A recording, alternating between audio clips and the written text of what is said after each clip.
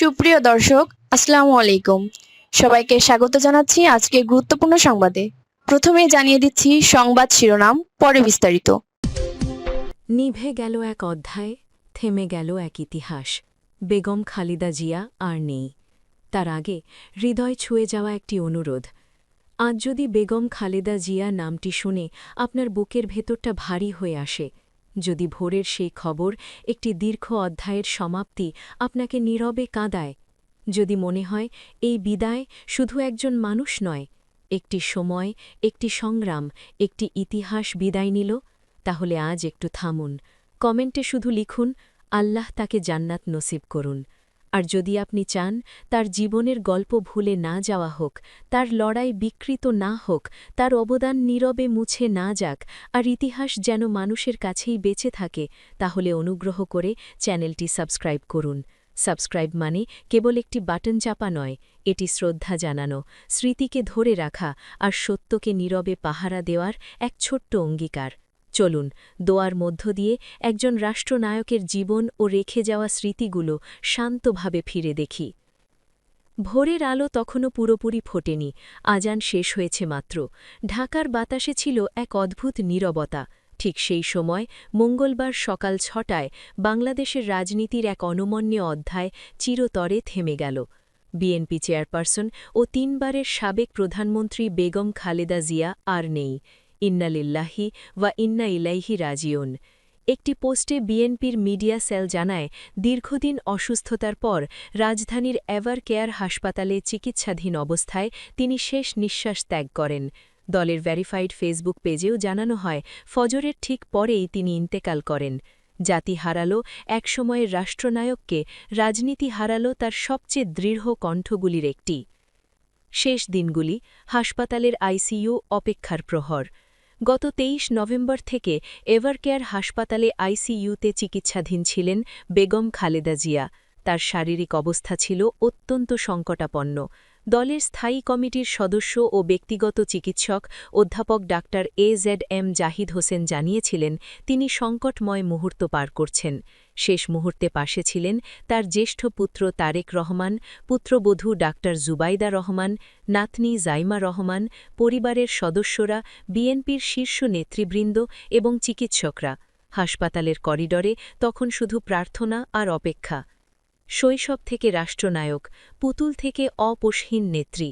১৯৬০ সালে তিনি জন্ম নেন দিনাজপুর জেলায়। পারিবারিক নাম খালেদা খানম, ডাকনাম পুতুল, আরও ছিল টিপসি, শান্তি। বাবা ইস্কন্দার মজুমদার, মা বেগম তৈয়েবা মজুমদার। শৈশব কেটেছে দিনাজপুরে, পড়াশোনা করেছেন দিনাজপুর সরকারি বালিকা উচ্চ বিদ্যালয় ও সুরেন্দ্রনাথ কলেজে। ১৯৬০ সালে তিনি বিবাহ বন্ধনে আবদ্ধ হন শহীদ রাষ্ট্রপতি জিয়াউর রহমানের সাথে। রাষ্ট্রপতির স্ত্রী হিসেবে তিনি ছিলেন সংযত, নীরব, কিন্তু আত্মমর্যাদায় দৃঢ়। বিশ্ব নেতাদের সাথে সাক্ষাৎ, সামাজিক কর্মকাণ্ড, সবখানেই ছিল তার শালীন উপস্থিতি। সংকট থেকে সংগ্রাম, রাজনীতিতে প্রবেশ। ১৯৮১ সালে জিয়াউর রহমানের শাহাদত বরণের পর বিএনপি যখন গভীর সংকটে, তখনই তার রাজনীতিতে প্রবেশ। ১৯৮২ সালের ২রা জানুয়ারি বিএনপির প্রাথমিক সদস্য, ১৯৮৩ সালের ভাইস চেয়ারম্যান এবং ১৯৮৪ সালে দলের চেয়ারপারসন, এই দ্রুত উত্থান ছিল দায়িত্বের লড়াইয়ের। ৮০ দশকে সামরিক স্বৈরশাসক HN এরশাদের বিরুদ্ধে গণতন্ত্র প্রতিষ্ঠার আন্দোলনে তিনি হন অগ্রভাগের নেতা। আপোষহীন অবস্থানের কারণে তিনি পরিচিত হন আপোষহীন নেত্রী হিসেবে। ৭ দলীয় জোট গঠন, নির্বাচন বর্জনের দৃঢ় ঘোষণা, সব মিলিয়ে তিনি হয়ে ওঠেন আন্দোলনের প্রতীক। এই সময় ১৯৮৩ থেকে ১৯৯০ ৭বার গ্রেপ্তার ও গৃহবন্ধিত্ব তাকে দমাতে পারেনি। প্রধানমন্ত্রী খালেদা জিয়া, গণতন্ত্রের প্রত্যাবর্তন। ১৯৯১ সালের ২৭ ফেব্রুয়ারি একটি অবাধ ও সুষ্ঠু নির্বাচনে জয়ী হয়ে তিনি হন বাংলাদেশের প্রথম নারী প্রধানমন্ত্রী।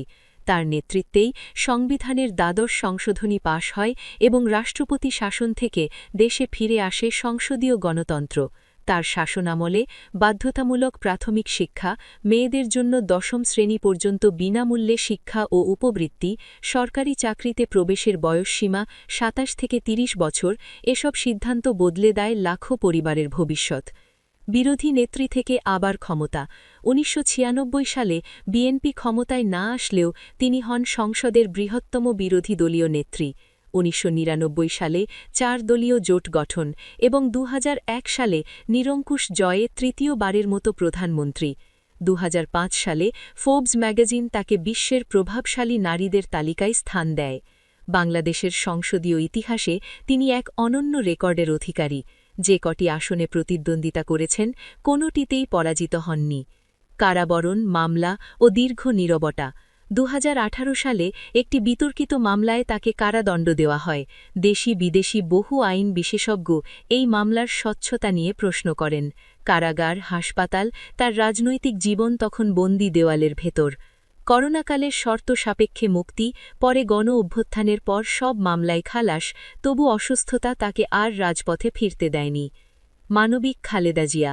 রাজনীতির বাইরে তিনি ছিলেন একজন মা, তারেক রহমান ও প্রয়াত আরাফাত রহমান কোকোর জননী। রোহিঙ্গা ক্যাম্পে ত্রাণ বিতরণ, দুর্যোগে মানুষের পাশে দাঁড়ানো, এসব তার মানবিক সত্তার সাক্ষ্য। শেষ সংবাদ সম্মেলন ২০১৮ সালের ৭ ফেব্রুয়ারি, শেষ বড় সমাবেশ ২০১৭ সালে, এরপর নীরবতা। শেষ বিদায়, কি রেখে গেলেন তিনি? খালেদা জিয়া রেখে গেলেন সংসদীয় গণতন্ত্রের পুনর্প্রতিষ্ঠার ইতিহাস, নারী নেতৃত্বের সাহসী দৃষ্টান্ত, আপোষহীনতার রাজনীতি, শিক্ষা ও সামাজিক উন্নয়নের স্থায়ী ছাপ। তার চলে যাওয়ায় শূন্যতা শুধু একটি দলের নয়, এটি একটি যুগের শূন্যতা। শেষ কথা, ইতিহাসের কাছে আমাদের দায়। আজ কেউ তাকে সমর্থন করুক বা না করুক, ইতিহাস একদিন শান্তভাবে বলবে, এই নারী বাংলাদেশকে গণতন্ত্রে ফিরিয়েছিলেন। নিভে গেল আলো, কিন্তু আলোড়ন রয়ে গেল।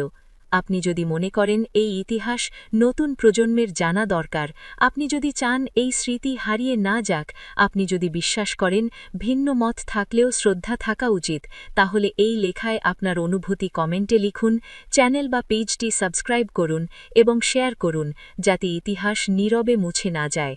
আল্লাহ তাআলা বেগম খালেদা জিয়ার রুহের মাগফিরাত দান করুন। আমিন।